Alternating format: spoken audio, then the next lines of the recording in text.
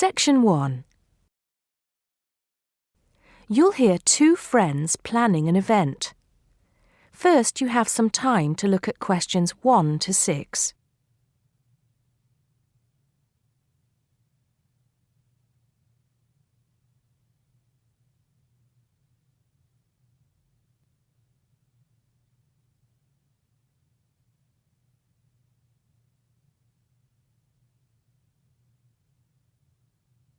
You'll see that there is an example which has been done for you. On this occasion only, the conversation relating to this will be played first. Hello, Peter. What's up? Is something the matter? No, everything's fine. It sounded urgent on the phone.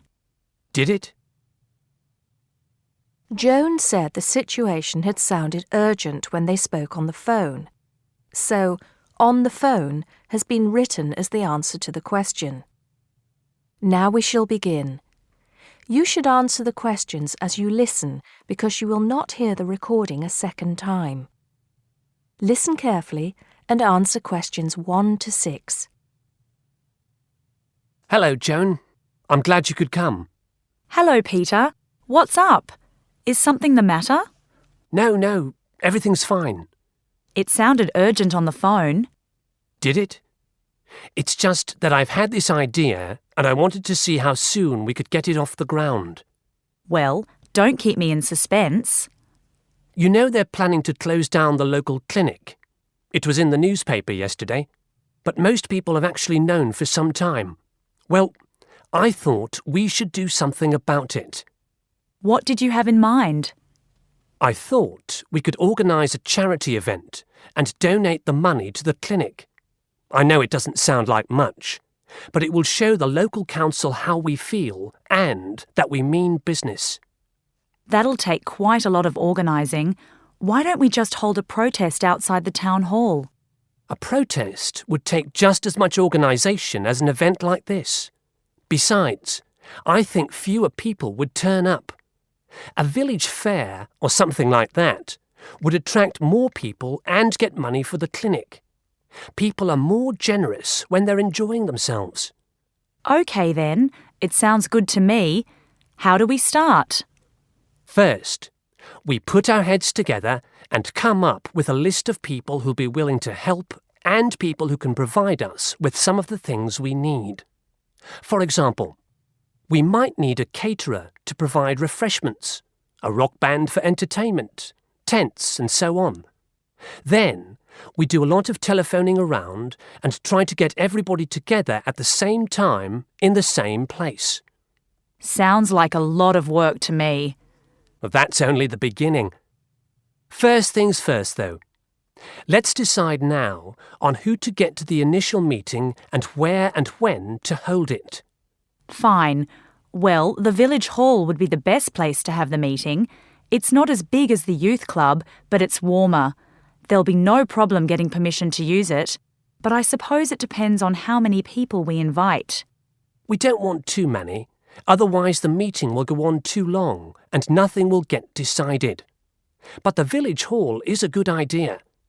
It's more official than having it in someone's living room. How many? 6 or 8 people to start with? 10 at the most? OK, now we have to decide on a suitable day and time. Suitable to everybody, I mean. A Saturday or Sunday would seem to be the best choice because people aren't at work on those days. But they may not like the idea of giving up a part of their weekend for a meeting. Unless we persuade them it's for a good cause, or that it's to their advantage, and that it'll all be a lot of fun. We'll provide refreshments, of course. What if some don't want to give up their weekend? Then we'll give them an alternative. Say, one evening in the week after everybody's finished work. We'll see which is the most acceptable to them, then book the hall. I can do the refreshments for the meeting. I'll get Darren and Maggie to help me. I'm sure they'll be more than willing.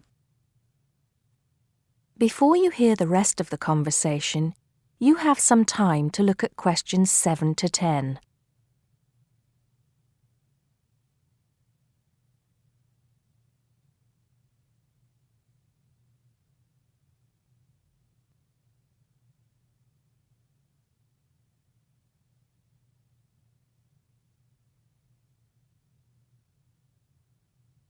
Now listen and answer questions 7 to 10.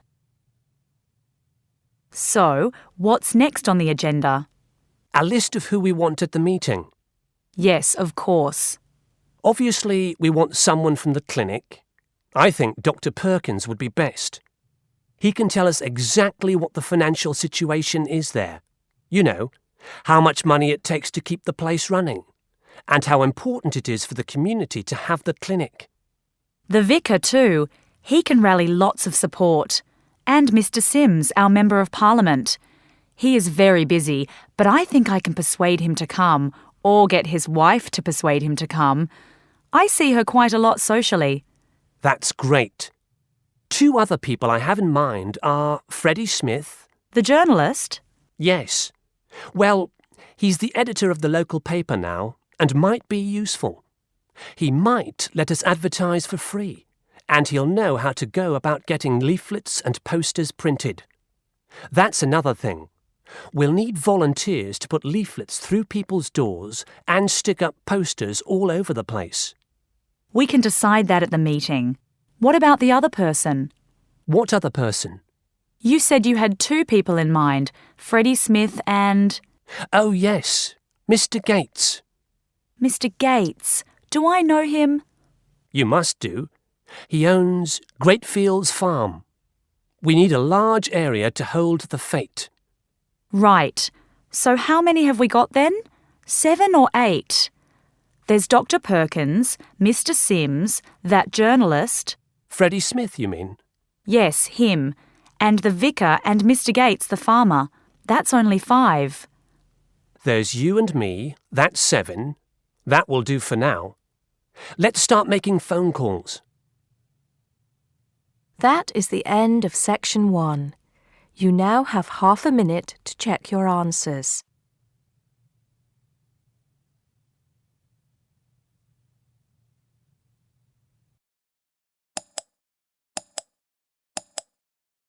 Now turn to section 2. Section 2. You'll hear a guide talking to visitors about a tourist attraction. First, you have some time to look at questions 11 to 14.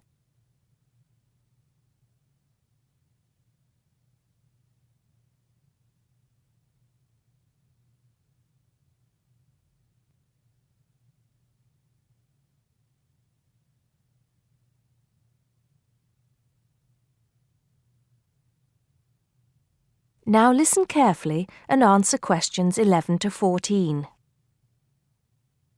Good morning, everybody. Welcome to the Roman Baths. My name's Amanda, and I'm your guide for today. Before we begin the tour, I'd like to point out that we have child carriers, free of charge, of course, for those of you with young children, and I can see that there are 1 or 2 of you here this morning. It might make things a bit easier for you than using a pushchair. If you don't want to carry your coats and bags around with you, there is a cloakroom behind reception where they'll be quite safe. Also, should anyone want to use the bathroom, there's one here in the reception hall, opposite the ticket office, and another one by the shop where we end our tour, right by the exit. Having mentioned the shop, I should tell you that it's full of interesting things for you to remember your visit by. Posters, postcards, replicas of the Gorgon's head, the Haruspex stone, and the statues that you'll be seeing on your tour. There are also games, books and videos for children and other souvenirs. Our first stop will be the terrace, where you will get your first view of the baths. Now, the statues that line the terrace here are of Roman emperors, governors of Britain, and various military leaders. These aren't from Roman times either. In fact, they were sculpted in 1894, especially for the grand opening of the baths in 1897. But what you can see from here is only a fraction of the whole Roman bath site, which stretches below ground level under the surrounding streets and squares of the town. While we're here on the terrace, getting our first look at the baths, let me fill you in on a bit of the history. This site, with its hot springs, has long been seen as a sacred place. and the first people to build here were the Celts, and the shrine they built was dedicated to the goddess Sulis. Of course, back in those days they had no way of explaining how hot water came to be bubbling out of the ground, so they believed it to be the work of the gods. When the Romans came, they too built a temple here and dedicated it to their goddess, Minerva. Before you hear the rest of the talk, you have some time to look at questions 15 to 20.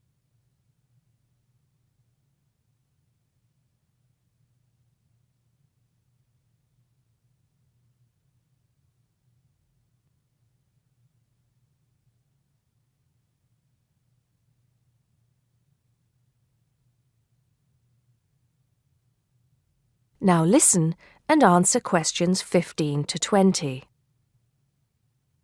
The bath you can see from here is called the Great Bath. Not very imaginative, I know, but it is the biggest. Impressive, isn't it?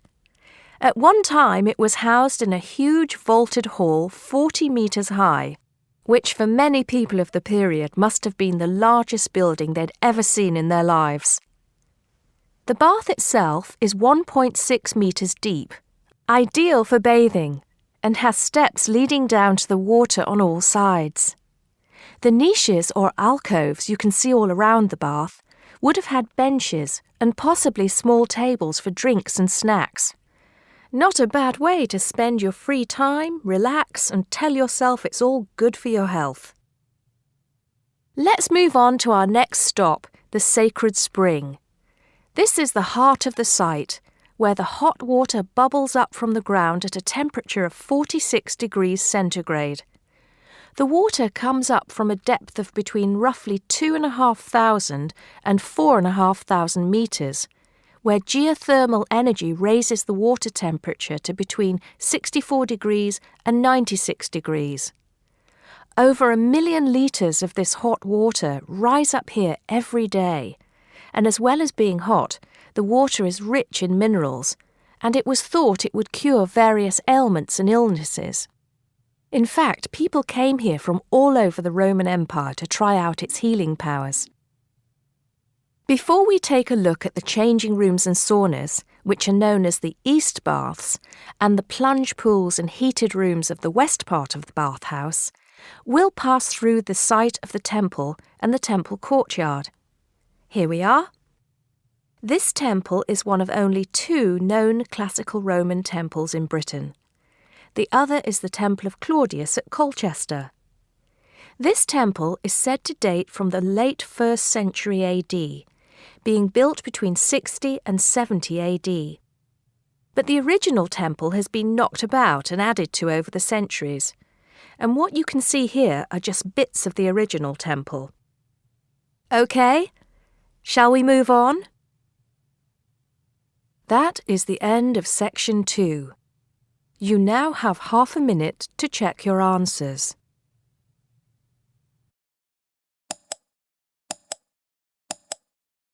Now turn to section 3. Section 3. You'll hear a tutor and a student discussing transport. First, you have some time to look at questions 21 to 25.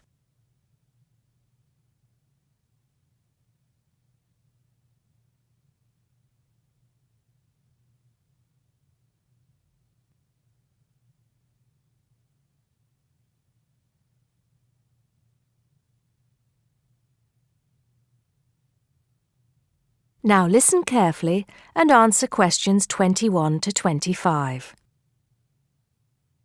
Come in, John, come in. How's the paper going? Morning, Mr. Taylor. Pretty well, actually. Good, good. It's not all about bicycles, is it? I know you've got a thing about bicycles. Yes, but that's just... There are other ways to get around town, you know. Yes, I know, and I think I've researched pretty well all of them. Right then. So your paper's about urban transport in London, eh? Not just London, but that is going to be the focus. I've also looked at urban transport systems in cities around the world: Madrid, Beijing, Mexico City, Amsterdam, Paris, other countries too. You have been busy, haven't you? What's the purpose of your study? Well, two things really. I want to see if there are more efficient ways of organizing urban transport systems while cutting down on traffic congestion, and of course pollution, and to find ways of encouraging people to use public transport instead of their cars. Let's start with that then, with cars. I think you'll have a hard time thinking of ways to persuade people to swap their cars for a crowded bus or underground train. They're convenient, comfortable, faster, and sometimes they're a status symbol too. Okay, I agree that cars will probably always be the most popular means of transport, but there are ways to cut down the number of people who bring their cars into the city. It's a problem that affects every big city, and several methods have been tried. I know, as I've found to my cost. When I go into London, which I do 2 or 3 times a week, I have to pay £5 to get into the city centre. Has your research thrown up any more places where they do this? Oh, yes. Apart from London, there's Oslo, Stockholm, Singapore. Now, there, in Singapore, they've got it really organized. They've imposed a tax on all roads leading into the city center, and they have electronic sensors that identify each car, and then debit a credit card belonging to the owner. Before you hear the rest of the conversation, you have some time to look at questions 26 to 30.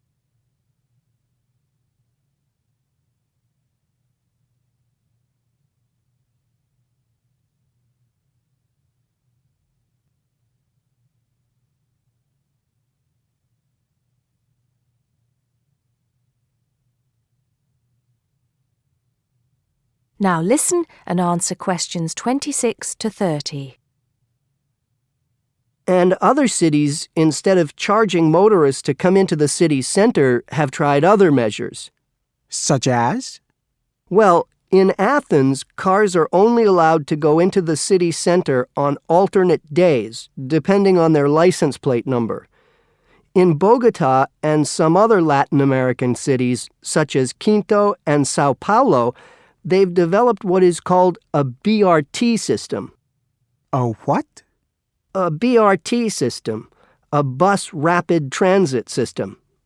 People leave their cars outside the city and take buses, which have special express lanes into and through the city. It's been so successful that they're trying it out in Mexico City, Beijing, Seoul, and Taipei. And other cities are pedestrianizing more and more areas of the city center. I see. How have these measures affected traffic congestion and pollution levels? In most cases, it has led to a reduction in the number of cars entering the city center.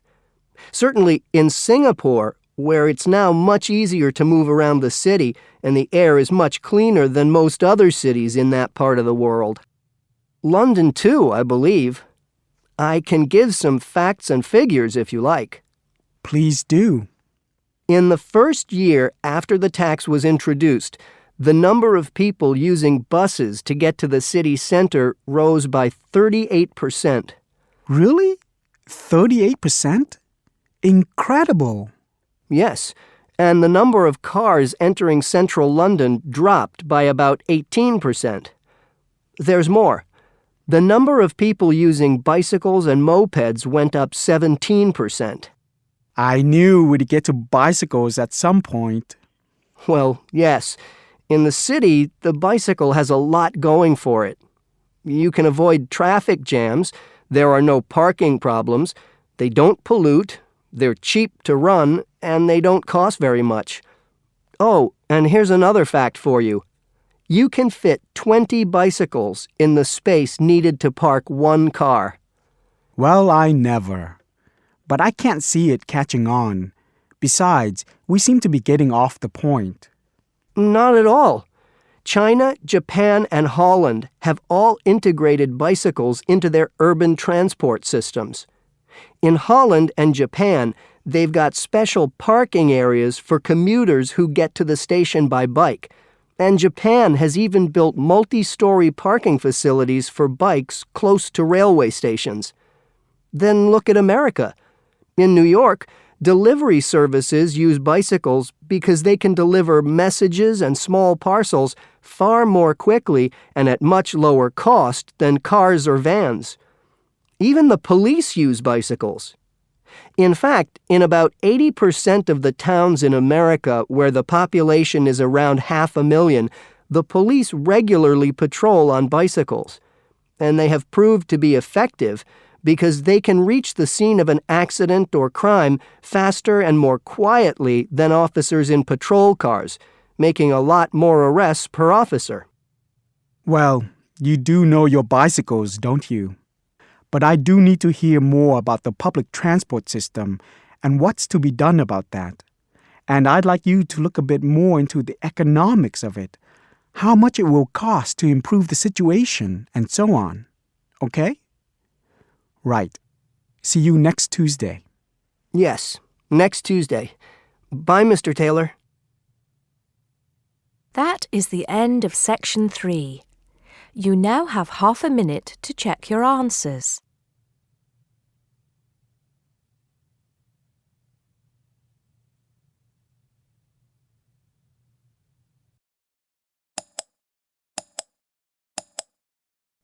Now turn to Section 4.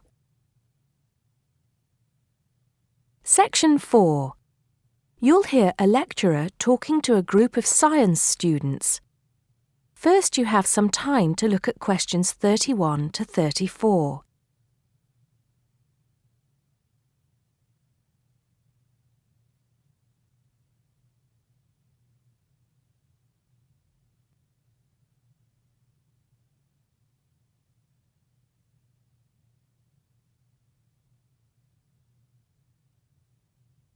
Now listen carefully and answer questions 31 to 34.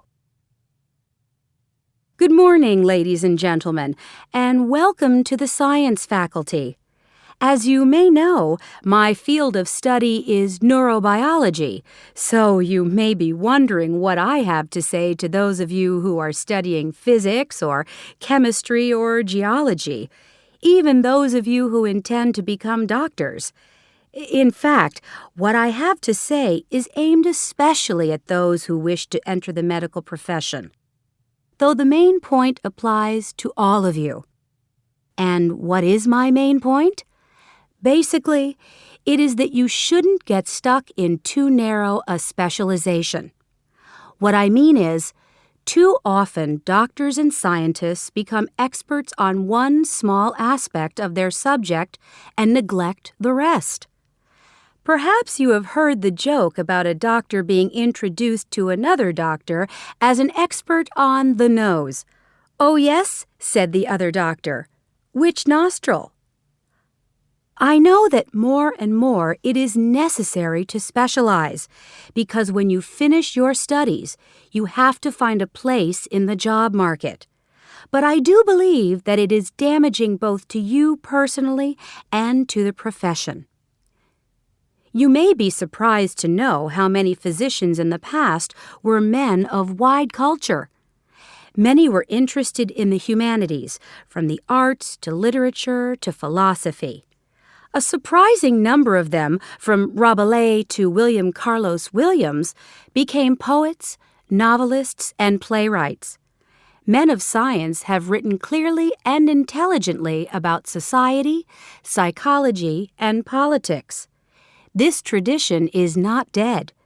Today, such eminent scientists as Stephen Jay Gould, Jared Diamond, and Richard Dawkins are well known as popularizers of science while maintaining high standards. But more of them in a minute. I'm not saying that while you are studying anatomy, you should sign up for a course in English literature, but reading a few works of fiction in your own time will show you the human mind, just as your anatomy classes show you the human body. Science faculties and medical schools, it seems to me, now largely ignore this human dimension. Furthermore, the study of medicine, and psychology for that matter, is largely about what has gone wrong with the body and the mind. That is, it mostly deals with the abnormal. Before you hear the rest of the talk, you have some time to look at questions 35 to 40.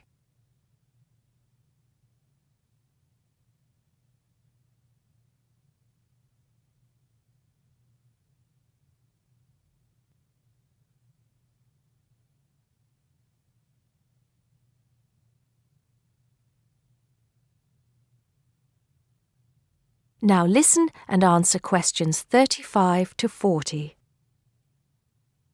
So, to try and correct this situation, if only in a small way, I have come up with some extra reading for you to do. Don't worry, I wouldn't have chosen them if I didn't think they were enjoyable as well as interesting. The first on my list I'm sure you've all heard of, even if you haven't read it. It's Bill Bryson's A Short History of Nearly Everything. Now, don't turn your noses up at it just because it's now officially a school book and is written to entertain as well as inform. In fact, I've found it a very good bedside book. Next come a couple of the writers I mentioned earlier. Any collection of essays by Stephen Jay Gould is worth reading. He writes clearly in a language non-scientists can easily understand. In fact, a lot of his essays are responses to questions about science from the general public. He's also entertaining on the subject of baseball. Perhaps you should start with Gould's Wonderful Life. He writes brilliantly about natural history and shows how much imagination and excitement there is in scientific discovery. Then there's Jared Diamond's The Rise and Fall of the Third Chimpanzee, which shows us how close we are to the apes and forces us to look at some of the darker aspects of human nature. After reading it, you won't forget your animal ancestry. But don't let that put you off. It's very readable. You're probably saying to yourselves, just a minute, these are all science books. What about the fiction? I'll come to those in a later lecture. At the moment, I'm just trying to get you to read away from your chosen field of study. However, I will recommend one work of fiction now, though it might come as a bit of a surprise. If it does, it means you haven't read it. The book is The Water Babies by Charles Kingsley. I can see I have surprised you. Well, it is in fact the first fictional response to Charles Darwin's On the Origin of Species. Yes, it is a children's book, but full of surreal fantasy and wit. The fifth book on the list is a biography, The Emperor of Scent by Chandler Burr. To my mind, it's not particularly well written, but it is a fascinating story. It is about Luca Turin, a biophysicist who becomes an expert on perfume, and about how he missed getting the Nobel Prize. If any of you are thinking of a career in scientific research, this book might make you think again. It's a very tough dog-eat-dog business, which brings us to the book that inspired Kingsley's Water Babies, that classic of the genre, Charles Darwin's On the Origin of Species. If you haven't read it already, perhaps you shouldn't be here. If you have, it won't hurt to read it again. Or if you prefer, read his The Voyage of the Beagle, which, as well as being of interest to any natural historian or anyone interested in scientific method, also makes a great travel book. Well, I think that's enough to be going on with, and I can see that it's time to finish up. So please bear in mind, throughout whatever course you are studying, not to neglect other aspects of your wider, non-academic education. Thank you. That is the end of section 4. You now have half a minute to check your answers.